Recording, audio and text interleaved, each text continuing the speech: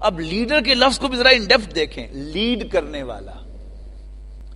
تو ابراہیم نے انسانیت کے لیے ڈائریکشن سیٹ کر دی. تو ہم نے تمہیں نوع انسانی کا امام بنا دیا کہ اب they will find the way through you, way to me through you. اور وہ کیا ہے؟ اللہ کے حکم کی کمپلائنس کرنی ہے. What ever is the command, جو بھی حکم ہو. جب اللہ کو رب مان لیا تو اس کا حکم ماننا ہے. پھر قرآن مجید نے جہاں بجا یعنی وہ چیز جو ہے اس کو پروموٹ کیا ہے کہ اللہ کی اتھارٹی کو مانو. بڑا ایک عجیب مجھے نظر آتا ہے 2 واقعات قرآن مجید میں. اصحاب سبت کا واقعہ، وہ کیا تھا؟ انہوں نے اللہ کے حکم کے ساتھ پلے کرنے کی کوشش کی. ٹھیک، شرعی اصطلاح میں کہیں گے ہیلا کیا. یہ انہوں نے کہا کہ ٹھیک ہے ہم مچھلیاں پکڑ تو نہیں رہے لیکن اللہ کے حکم کا مذاق اڑایا. ویئرایز اللہ تعالیٰ نے خود حضرت ایوب علیہ السلام کو ایک ہیلا سجایا. وہ کیا ہے کہ اللہ تعالیٰ اپنے ایک بندے سے خوش ہے تو وہ خود کہتا ہے کہ اچھا تم نے قسم کھا لی ہے نا کہ میں اپنی بیوی کو 100 سوٹیاں ماروں گا، تو قسم کا کفارہ بھی ادا کرنے کی ضرورت نہیں ہے. تمہاری بیوی بہت وفادار ہے اور تم اس سے خوش ہو تو I give you a way out کہ ایک 100 تیلوں والا جھاڑو لو اور اس سے ایک دفعہ یوں اس کو مار دو تو تمہارا وہ 100 سوٹیاں مارنا جو ہے وہ بھی پورا ہو جائے گا. حالانکہ بالکل وہ بھی ہیلا یہ بھی ہیلا، لیکن اللہ تعالیٰ کی اجازت سے کیا جائے تو وہ کیا ہے؟ وہ پسندیدہ عمل بن جاتا ہے.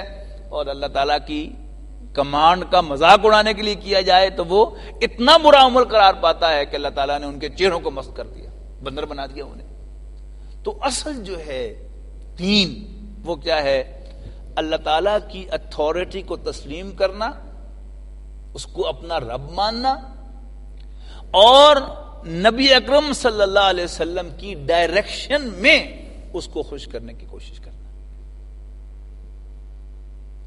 سورہ فاتحہ میں نے اس وقت شاید نوٹ کروایا تھا آپ کو کہ وہاں جس سیدھے راستے کا مطالبہ کیا گیا، اللہ تعالیٰ سے ڈائریکشن طلب کی گئی ہے، اس کی منزل کیا ہے؟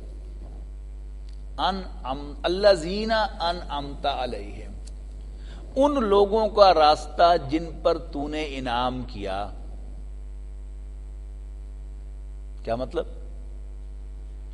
ہمارا آبجیکٹو صرف تجھے خوش کرنا ہے. تو کیسے خوش ہوتا ہے؟ جبکہ جو جدید مائنڈ ہے وہ آخرت کا بھی کیا نقشہ پیش کرتا ہے. یعنی میں آپ سے بات کہہ رہا ہوں لیکن آپ غور کیجئے، I'm sure you would agree with me کہ وہ کچھ آخرت کا ایسا نقشہ ہے کہ وہاں آخرت میں کوئی کمپیوٹر لگا ہوا ہوگا تو یوں اعمال نامہ جو ہے وہ اس میں اندر جائے گا اور یوں رزلٹ نکل کے باہر آ جائے گا. جس نے نیک اعمال کیے ہوں گے وہ سیدھا جنت میں چلا جائے گا اور جس نے برے اعمال کیے ہوں گے وہ جہنم میں چلا جائے گا. جبکہ قرآن مجید آپ پڑھیں تو یہ بات نہیں ملتی، احادیث پڑھیں تو یہ بات نہیں ملتی. وہ بات کیا ہے کہ جس سے اللہ راضی ہو جائے گا اس کو اللہ تعالیٰ بطور انعام جنت دے گا، اور جو اللہ تعالیٰ کو راضی کرنے میں ناکام ہوگا اس کا ٹھکانہ جہنم ہوگا. اچھا، اب یہ بات اگر سامنے آتی ہے تو پھر شیطان جو ہے وہ ایک دوسرا جو ہے وہ لاک لگاتا ہے. اچھا اس کا مطلب ہے کہ اعمال جو ہے وہ ضروری نہیں ہے. نہیں، یعنی اصل تو پرسن کو خوش کرنا ہے، اللہ تعالیٰ کی ذات کو خوش کرنا ہے، لیکن اس کو خوش کرنے کے لیے ہر انسان اچھا عمل بھی کرے گا. اچھا وہ اس سے خوش ہوتا ہے تو میں یہ بھی کر لوں، وہ اس سے خوش ہوتا ہے تو یہ بھی کر لوں. نہیں، اس پر چلتے ہوئے بھی یہ حرکت مجھے نہیں کرنی چاہیے کہ اس سے وہ ناراض ہوتا ہے. یعنی جو اسلام کی اصل سوچ ہے وہ کیا ہے؟ وہ ایک نقطہ ہے. وہ کیا ہے؟ اللہ کو راضی کرنا. انبیاء کرام بھی کون سی ڈائریکشن بتاتے ہیں کہ تمہارا رب کیسے راضی ہوتا ہے، کیسے ناراض ہوتا ہے. تو یہ جو پرسوٹ ہے اللہ تعالیٰ کی رضا حاصل کرنے کی، اور الٹیمیٹلی یعنی جو منزل قرار پاتی ہے وہ کیا ہے کہ جس کے لیے میں وہ لفظ استعمال کیا کرتا ہوں کہ اگر میں اللہ تعالیٰ سے ایک لفظ حاصل کرنے میں کامیاب ہو جاؤں، غفرہ، forgiven، تو بس یہ میری کامیابی ہے کہ اللہ تعالیٰ اگر قیامت کے دن میری فائل پر یہ لفظ لکھ دے غفرہ، he is forgiven، تو بس یہی میری اصل کامیابی ہے۔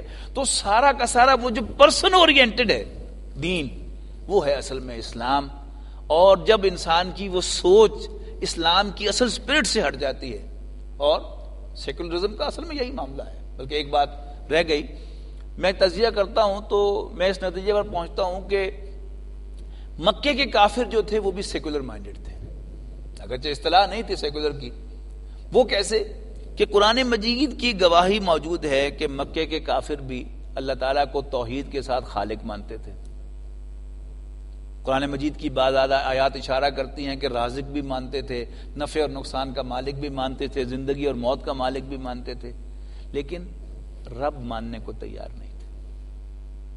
یعنی وہ جو تین ایشوز ہیں بنیادی، حضور صلی اللہ علیہ وسلم کو ایک اعلیٰ انسان ماننے کو تیار تھے، رسول ماننے کو تیار نہیں تھے۔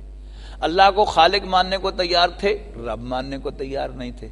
اور تیسرا ایشو، آخرت کو ماننے کو تیار نہیں ہے۔